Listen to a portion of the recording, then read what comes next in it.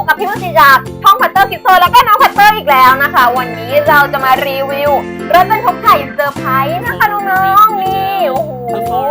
สีสันสวยงามเลยค่ะนี่ใช่หรอมีหุ่นยนต์ด้วยหรือเปล่าน้องๆอยากรู้กันไหมคะมาแกะกันเลยดีกว่าเราก็ทำการแกะเลยค่ะ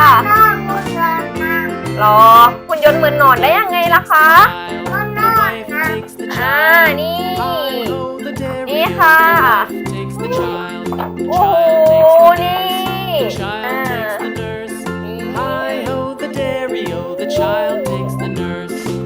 ยอดสวยงาม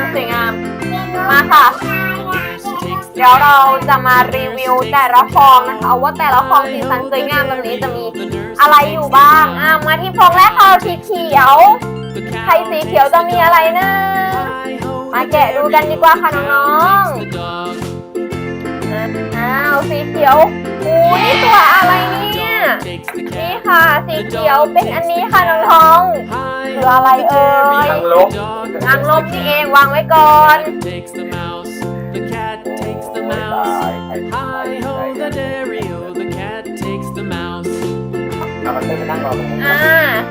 มาที่สีชมพูค่ะเรามาตอกไข่นี่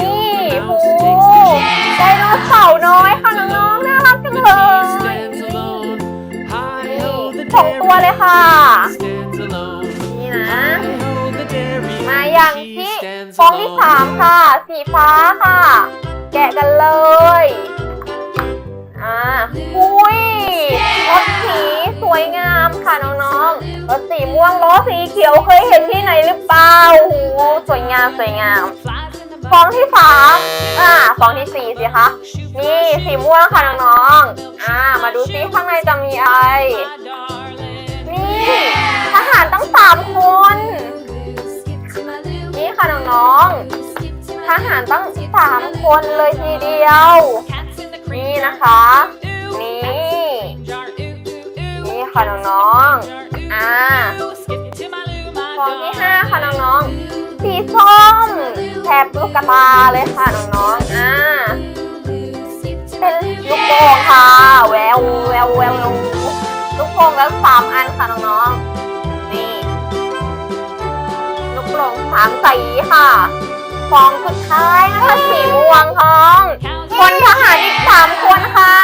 เย้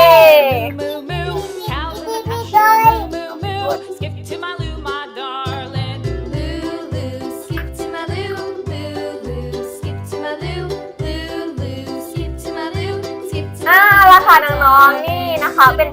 รถบรรทุกไข่เซอร์ไพรส์ของเรานะคะนี่สีสันสวยงามเลยค่ะนี่ของที่เราได้มาจากไข่เซอร์ไพรส์นะคะ